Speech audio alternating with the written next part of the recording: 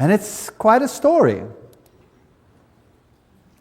The Islamic religion is huge today, and it has some very fascinating features. It's a very exclusive religion.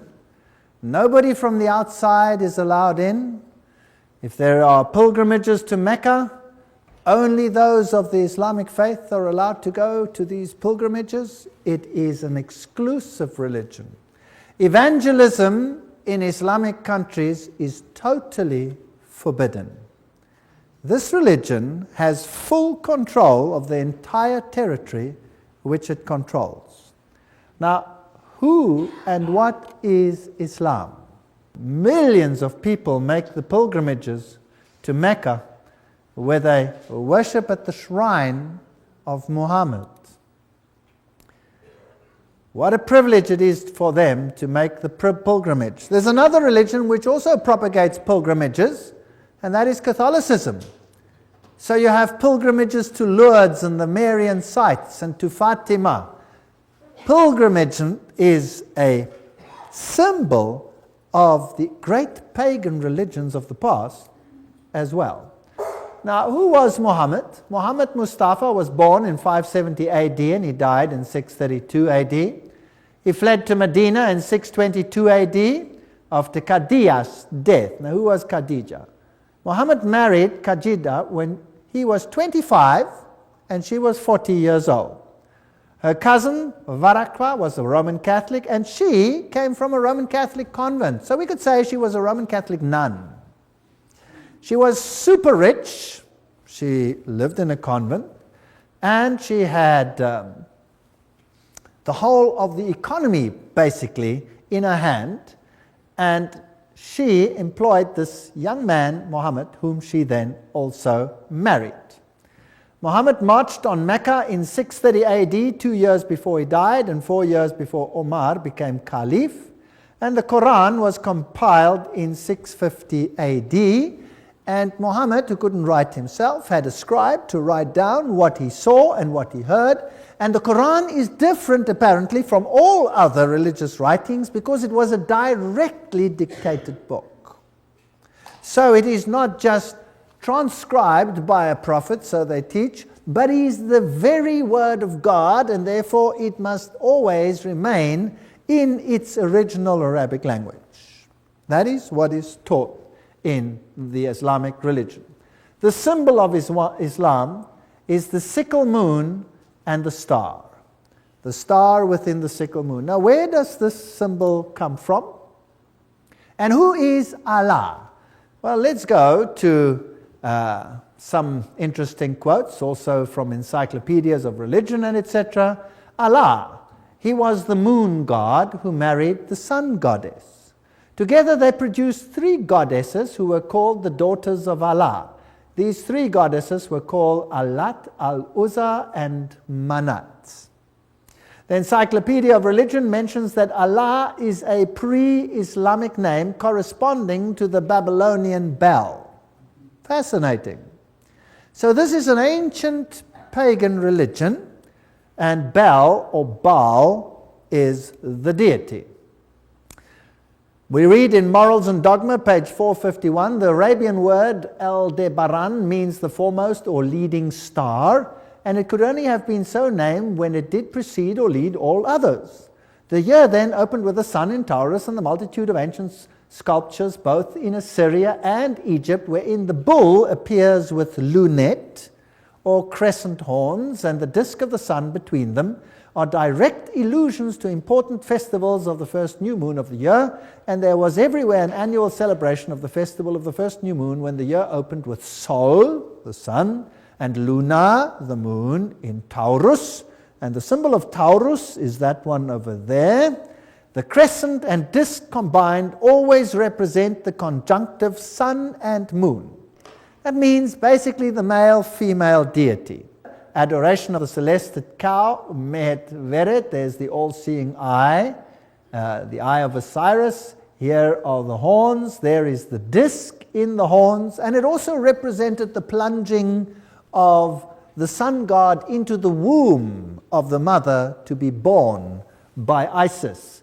So the horns are also a representation of the moon, the sickle moon. So in later religions, or from Babylon itself, Assyrian style, there you have the half moon with a solar disk in it. And the same over here, enlarged. Note that this is Baal Hadad, the birth of the sun.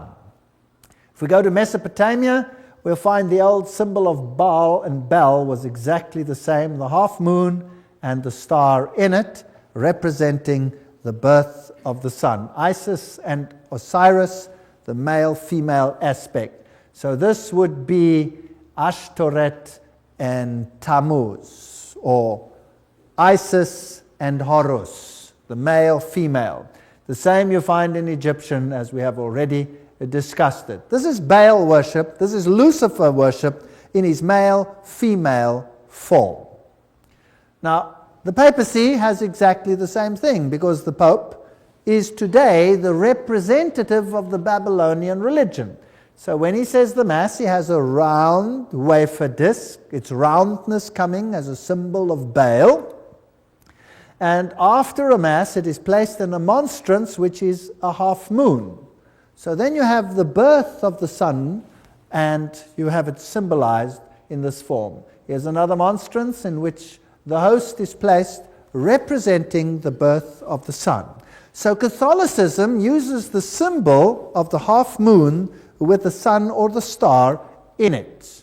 Here's a Roman Catholic church in Germany, and it has this interesting clock on it, which I photographed. There's the moon, and there is the star.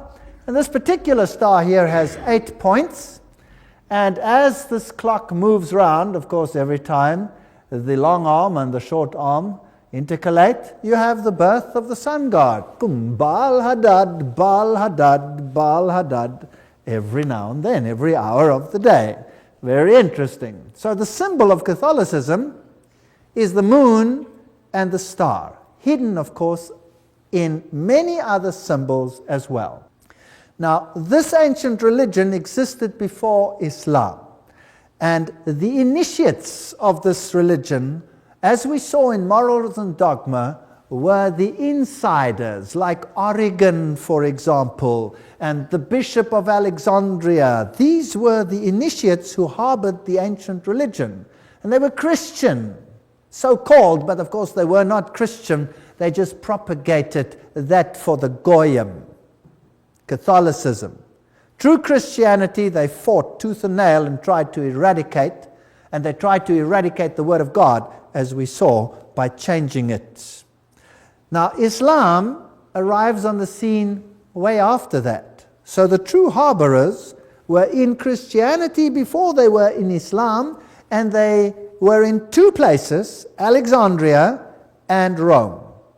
Alexandria was eventually taken over by Christianity, and the bastion, the great library, was destroyed, and the final seat of the occult knowledge was in Rome. So Rome is the seat of the ancient occult knowledge before Islam even appeared on the scene. That is the fact. And this ancient occultism had a potent enemy. Who was that enemy? Christianity.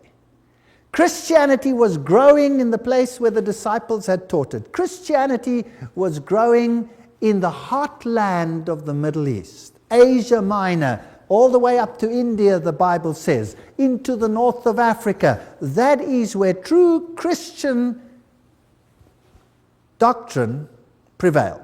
They kept the Sabbath. Only Alexandria and Rome did not keep the Sabbath. Alexandria soon disappeared as a seat, and then the Sabbath was not kept in Rome.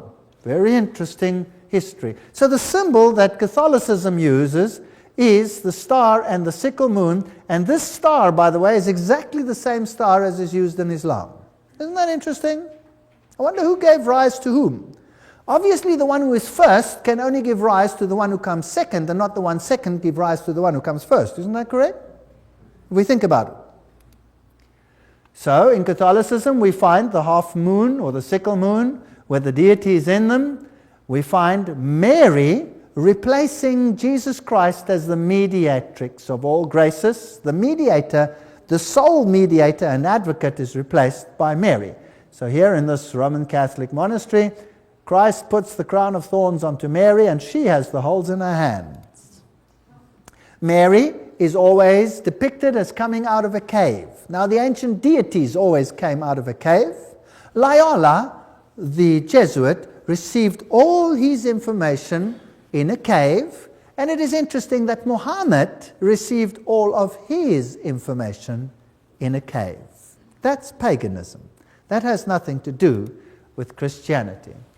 Now here we see in Islamic countries, in this particular one over here, we have this strange structure over here, and we have a statue of Mary on top of it.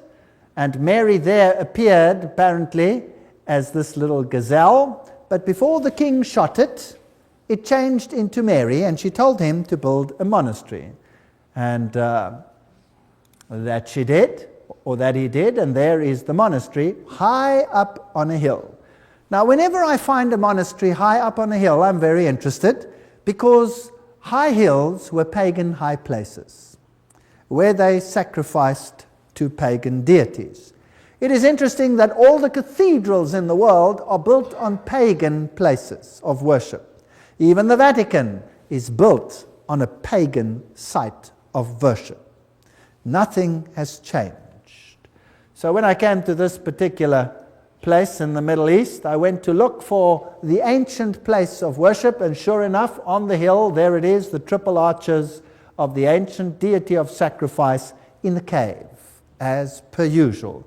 It's interesting that Mary always appears in the cave. In Fatima, she's in the cave. In Lourdes, she's in the cave. The Pope is always visiting the cave and worshipping in the cave. As Osiris represented the sun in Egyptian law, Isis represented the moon, but the truth is that Osiris represented the male active generative powers of nature, while Isis represented the female passive or prolific powers. That's Encyclopedia of Freemasonry. So it's actually a form of nature worship. These people would do well in the Bohemian Grove, worshipping the trees. The Templar revelation identifies Isis as the Black Madonna on no less authority than a former head of the Priory of Zion. The Black Madonna cult is century to the Priory of Zion. To them, at least, there is no doubt about the significance of the Black Madonna. You see, Osiris was both black and he was white. And he's worshipped as black and he is worshipped as white. Mary is worshipped as a black Madonna and as a white Madonna. So we have all these interesting nuances. The Hittites used the symbol of the half moon and the solar deity. This symbol today, of course, is used by none other than the United Nations. Well, let us travel to an Islamic country today. Here is a Catholic cathedral in Amman. And I'm photographing this Catholic cathedral standing at the mosque. So I'm standing on the ground of the mosque and I'm photographing the Catholic cathedral right opposite. Now, it's interesting how Catholicism and Islam stand side by side in all the Islamic countries. And every time, I'm so surprised to see the cathedral and the mosque next to each other. You see, if you know the inside religion, behind the scenes, they're actually the same. So if I look at the symbolism on the outside of the Catholic cathedral, I have the symbol of the sun, because it was the symbol of the sun worship. And the cross, of course, the symbol also of the sun god. And there is the symbol of the sun. If I go across the street, and there is the great Abdullah Mosque, one of the finest, built by King Abdullah. On the gates, you have the symbols of the sun. Same symbolism, same religion. On top, of course, now, here you have the moon, the sickle moon, which the Catholic Church had on the clock. It was a symbol of Baal, or Baal. Inside this mosque, there are, of course, no pews, because in Islam, you bow down and kneel on the floor, on the carpet. And if you look up at the tremendous dome, you have again the great solar blazes in this wonderful building. Islamic dress, well, you can look at old-fashioned Catholic nuns and you will find that the dress is identical. Catholic nuns wear the same dress as Islamic women of Orthodox faith. This is the great mosque in Damascus. Fascinatingly, inside the mosque, right inside is the shrine, and there is a Muslim man praying at this shrine. Now, who's he praying to? Is it to Allah there? No. He's worshipping a relic of the dead, because this is the shrine of none other than John the Baptist. Now, if you know something about Johannsites, we've spoken about that, then you can already pick up, if you pick up the name John, you have Johannsianism, then you have secret societies blended in the background. And they claim that this place has the head of John the Baptist. So an Islamic shrine in Damascus, this is, by the way, the oldest mosque, the most illustrious in that country, has this head. Fortunately, the Roman Catholic Church has a shrine with the arm of John the Baptist. I always say, if they carry on, they might be able to put him together again. I don't know. So it is the same form behind the scenes. Inside the mosque, the women are not that important. They are relegated to the side. The men get the central positions. They are praying there with beads. In Catholicism, you pray with beads. You pray with rosaries. Now, which other religion has the priesthood just for men? The Roman Catholic Church is exactly the same, and here you have the same position in the Islamic world. The Islamic all-seeing eye, this is a very prominent structure that is used in all of Islam, and you will not find a taxi cab anywhere in the Islamic countries that will not have the all-seeing eye there as a protection. Of course, it's used in Catholicism as well, and it's on the US dollar and all these interesting places. There's, of course, the Eye of Hathor, the Eye of Osiris, on an Egyptian temple. There it is, on a Roman Catholic pulpit. Another one on a Roman Catholic cathedral. Masonic author Carl Claudy writes, this is one of the oldest and most widespread symbols denoting God. We find it in Egypt. In India, the open eye of Egypt represents Osiris.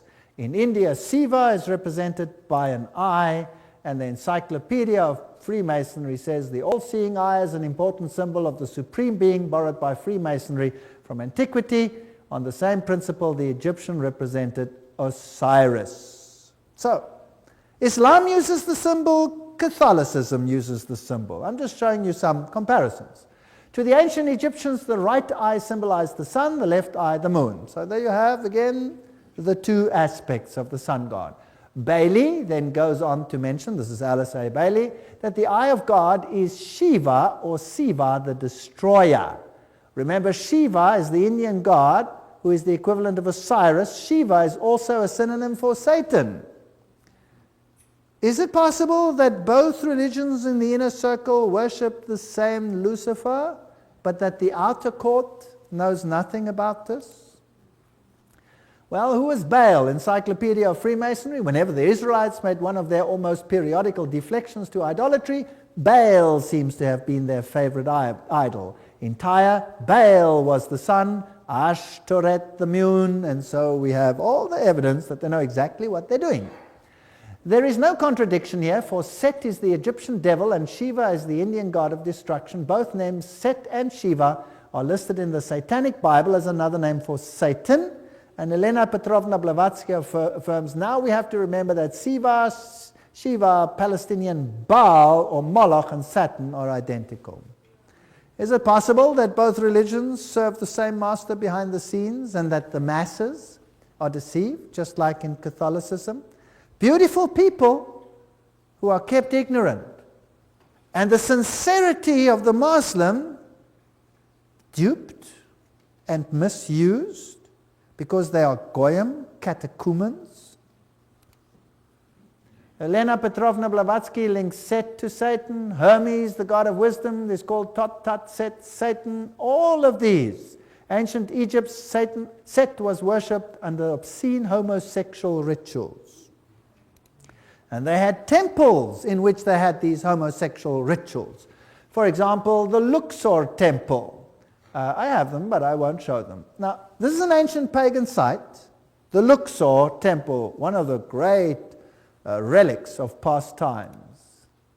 Now, here we're going into the entrance, and oops, what's that? That's a mosque. Now, where's that mosque built? You don't mean the mosque is built into the Luxor temple? Is that possible? Well, let's go a little bit closer. Yes, there it is. It's in the Luxor temple. What does that tell you? If you had to build a Christian church today, would you go and choose the ancient pagan temple of Baal and build your church right in it? Yes or no? No, of course not. But what if the secret religion is really the same old ancient religion of Lucifer worship? Would you then perhaps do it? Perhaps, yes. So there they've done it. It's built into that temple. Amazing. On the ruins. Now let me take you to the temple of Baal, which is in another country, in Lebanon. And there it is. And on the Baal site, which is the same deity, by the way, what is that? That is a Roman Catholic place, a Roman Catholic church. On the same site, there is the cross, there's the temple of Baal. Why build it on the same site? Why have the same rituals? Catholicism does it, Islam does it. Do you think they have an agenda? And if we go into the great Catholic places, this is the place where Mary apparently ascended. Here is the great cathedral in Jerusalem. On the floor you have the solar circle with all the signs of the zodiac, which, by the way, God forbids. God forbids. And this is the place where Mary lay, and then she ascended, of course, to heaven. She didn't stay dead there. On the floor you have the pagan symbols. You have all of these interesting mitzotoms and what have yous, and the pentagrams, upside down pentagrams, all symbols of Lucifer. And then in the paintings, this interesting star. This is actually two squares, one inside the other, and that is how the pagan deities were represented very often, either as triangles, one within the other, or as squares, one within the other. And the squares, one within the other, were often used for Isis and Osiris. There you see it in the Roman Catholic Church dedicated to Mary. Also on the floor of that Roman Catholic cathedral, you have the boat, you have the waves, the water, you have the P and the X. Remember that Morals and Dogma told us that that was the staff of Osiris. So that means it's actually a male phallic symbol, and the boat would be the womb. This is a very naughty picture in a nice setting. Nobody would know what that really means. Nobody would really guess that that is an obscene picture, unless you read what the Masons say about it. Now, isn't it interesting that the ship with its mast in the half moon was also the same depiction? So here is a Roman Catholic cathedral built like a Phoenician ship. Now, what has a Phoenician ship got to do with Roman Catholicism? Unless, of course, it is the womb. Now, let's ask Albert Pike to explain this to us. Albert Pike writes that Isis and Osiris, the active and passive principles of the universe, were commonly symbolized by the generative parts of man and woman. The Indian lignam was the union of both, as were the boat and mast, and the point within the circle, all of which express the same philosophical idea of the union of the two great causes of nature, blah, blah, blah, blah. So, we're still on track here. We find this in the Roman Catholic Church. Inside this Knights Temple, we've been there before, but I want to show you something else. Remember last time I showed you the double-headed eagle? But I'm now going to point your attention to the floor. Oops, what is that? That's an 8-pointed star. Now, who does the star represent? Well, there's the Star of Islam. Isn't that interesting? The two are identical. There's the Star of Islam in various forms. So we find the star in Islam, we find it in the Catholic cathedrals, we find it especially dedicated to Mary, and we find it in the Islamic world. Now, how does the star come into existence? It's simply a square within a square, and there you have it. If you want to have the Star of David, you just take the triangle within the triangle, and you have it. There you go. It's a sex symbol. It's occult. It's very occult, in fact. So now, here's an interesting story of a man who claims to have been a Jesuit. His name is Alberto Rivera. And he claimed that Cardinal Bea, the Jesuit general, personally instructed him on the origin of Islam. According to Rivera now, the Roman Catholic Church started Islam on purpose to take the Arabs under their control and to secure Jerusalem. Fascinating. This is, of course, highly ridiculed in the literature. Nothing like that ever happened. But let me digress and speculate a little bit. Who was first, Catholicism or Islam? Catholicism was first. And Catholicism had a major problem. You see, the Byzantine Church initially was on the side of Rome, no problem. In fact, the Byzantine emperor elevated the Roman pontiff to his level of corrector of heresies of the entire world. So yes, the Byzantine Church and Rome were initially one. Only after about 1,000 years did a split come between the Orthodox and the Catholic Church, when the Orthodox Patriarch refused to accept and acknowledge the supremacy of the Bishop of Rome. And then war broke out between these two groups and has been waging since after the Russian Revolution. Now the Orthodox Church is saying, I'm sorry, I'm sorry. So that's been resolved. But in the first few hundred years of Catholicism's rule, what was the main problem of Catholicism? Who was the problem? The true Christians. The true Christians, because Christianity had spread in the Middle East. Wouldn't it be nice if these supposed Christians of Rome could use an organization to eradicate Christianity and replace it with another form of their religion? Front organizations. They're very good at it. You know, the Jesuits created who? Freemasonry to do the work. If something, they ban Freemasonry, and if something happens, they say, oh, it wasn't us, it was Freemasons. Isn't that right? Or they blame the Jews. No, it's not us who rule the world, it's the Jews, it's them, it's Zionism. But in actual fact, it's Catholicism. Now, if the occult world wanted to gain control and the occult world controlled Rome, why not control all occultism? Wouldn't that be interesting? I'm just speculating. I can't prove this. I'm just saying that that's what Rivera said. Rivera said, nobody believes him. So let's have a look at what happens. Fatima is a very interesting place because Islam controlled Spain and Portugal once upon a time, and the Pope is here in front of the statue of Fatima. There's the shrine, the Fatima link. A Vatican insider, Dr. Malachi Martin, has said that based on the message of Mary, in a personal visitation, John Paul believes there will come a day when the heart of Islam, already attuned to the figures of Christ and of Christ's mother Mary, will receive the illumination. I like these words. You know, they sort of ring once you get to know them. It needs a second Fatima, in which they will recognize him as God's vicar on earth. So who must be recognized as God's vicar? The Pope must be recognized as God's vicar. Then, with fellow travelers like the Church of England, the Episcopal Church, and others of like mind, the Pope could be worshipped as the infallible Holy Father by over 1/2 of the world's population. I'd like to correct him. All of the world's population. But that's besides the point. Now, early Islam, which area did it occupy? This area. This area. Who ruled over here?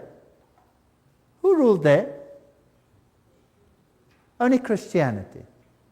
Before there was Islam, that is where Christianity was. And so Islam took hold of this area. Then by AD 750, Islam progressed and took over all this, including Spain. That's fascinating. Spain and all this Asia Minor area was controlled by Islam. Did you know who ruled in Spain? It was the Visigoths. And the Visigoths had a different gospel to Catholicism. They were more in line with the Ostrogoths, who actually were Sabbath keepers. Problem people that had to get sorted out there maybe for a while, just speculating. AD 900, there they go, withdrawing from the north of Spain. The Franks were very strong Catholic supporters. Slowly, slowly, Islam is moving out.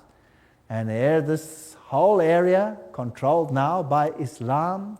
1100, they're in the south of Spain. In the south, there's a group which is more independent than in the north. Tremendous battle, the Spanish area. And then they control this area. And AD 1500, they're out of Spain. The West Roman Empire is totally Catholic. This is Catholic. And Rome controls the Catholic world. And Islam controls this area. Today, this is the Islamic distribution, and there are two sects, the Sunni and the Shia, and they control vast areas. A huge area, but initially where Christianity was, today you can put Islam. Gary H. Carr, remember, speaks of the ancient mystery religion controlled by Freemasonry and the Illuminati and the World Council of Churches. Now, what if the true mystics behind the scene, the power mongers, are really in Rome, and that they control everything, including this other religion, through insiders?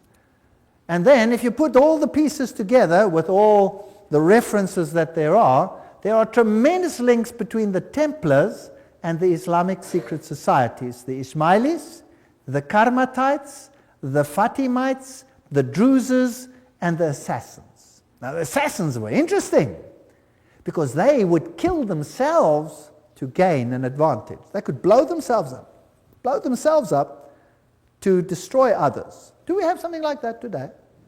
Oh, yes. So nothing's changed. History is repeating itself. Now, who were these secret societies that were in cahoots with the Templars, or did the Templars control them? Who knows? Let's read about the assassins. Degrees of the assassins was thus as follows. First, there was the Grand Master, known as Sheikh al-Yabal, or Old Man of the Mountain.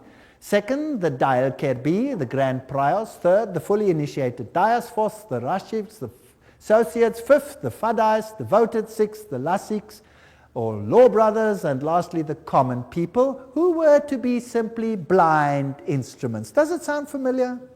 The poor blind Goyim's catechumens. Designs against religion were of course not admitted by the order. Strict uniformity to Islam was demanded from all the lower rank of uninitiated, but the adept was taught to see through the deception of faith and works. So here we have a whole nation's subject to these insiders, using them as human cattle. Wouldn't you feel sorry for them, like we have to feel sorry for ourselves, because we've been duped like that as well? Thus, by the law of paradise, the assassins enlisted instruments for their criminal work and established a system of organized murder on the basis of religious fervor. Nothing is true and all is allowed was the ground of their secret doctrine. The Jesuits have the same doctrine today, which, however, being imparted but to a few and concealed under the veil of the utmost austere religionism and piety, restrained the mind under the yoke of blind obedience. Poor people, duped by satanic insiders. Now, the Fatimites was another group that took over. The founder of the Fatimid dynasty of the Caliphs was Ubaydallah, known as Mahdi. Societies of wisdom were instituted in Cairo. The Dar-ul-Qimat, or the House of Knowledge, by the 6th Khalifa Hakim, who was raised to a deity after his death and is worshipped to this day by the Druzes. Under the direction of this man, the Grand Lodge of Cairo was formed by the Fatimites and continued the plan of Abdullah. And there were a number of degrees, 9 in all. Their method of enlisting proselytes and systems of initiation, blah, blah, blah, are absolutely those which Weishaupt used for the Illuminati. So, there's no difference between Rome and these folks. It's the same organization. Is it possible that they've used thesis and antithesis for thousands of years, if you like, to rub up the remnants of Christianity and opposition?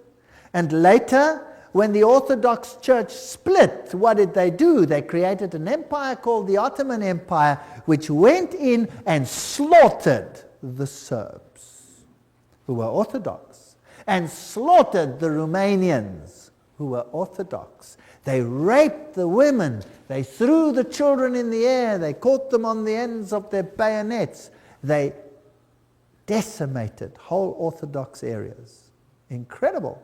And what escaped to the north into Russia, it didn't escape the sword of communism, Lenin and his murderous band. There has been a religious war since Christ died. And who is being rubbed up? The souls of men. So here are the men of Islam. Who are these insiders? Who are these ayatollahs? Should the world be afraid? The world is meant to be afraid. Are you with me? So you have thesis, you have antithesis. In the world wars, they said communism is the threat. You are supposed to be afraid so that you will accept any changes that are necessary to meet the threat. Now, they're using this as the next threat to create the synthesis that they want. They're going to rub up two religions against each other: Christianity, Judeo-Christian culture, Islamic culture, rub them up and destroy each other until what is left? Synthesis. And then you have one world religion, and Lucifer rejoices because he's king. Isn't that what Albert Pike said, what he was going to do? Wow. So who are these so-called men of Islam? Well, I had this man down on the screen long before he was fingered as a 33-degree Freemason. I said he was going to be super terrorist number one, and they'll probably never catch him. They haven't got him today. Who knows if he's still alive? We'll talk about him tomorrow. The Bible is an indispensable part of the furniture of a Christian lodge. You remember this text? I showed it to you earlier. It comes from Morals and Dogma, only because it is the sacred book of the Christian religion. The Hebrew Pentateuch in a Hebrew lodge and the Quran in a Mohammedan one belong on the altar. And one of these, and the square and the compass properly understood, are the great lights by which a mason must walk and work. Which one? Obviously not the Bible, because Morals and Dogma itself says it hates that Bible. Didn't it say that? We read the quotes. And they changed it all. And the Hebrew Pentateuch, well, that is the Bible. So which one is left? Which one's left? By elimination, the Quran is left. Now, the Quran as such, or rightly understood? Probably rightly understood. Why? Because the Quran directly demotes Jesus Christ. It's the book that directly demotes Jesus Christ, whereas the others had to be modified to adjust to the insider to demote Jesus Christ. Are you with me? Now let's have a look at this. This gets fascinating. The Deadly Deception. James D. Shaw was a 33-degree Freemason, and he was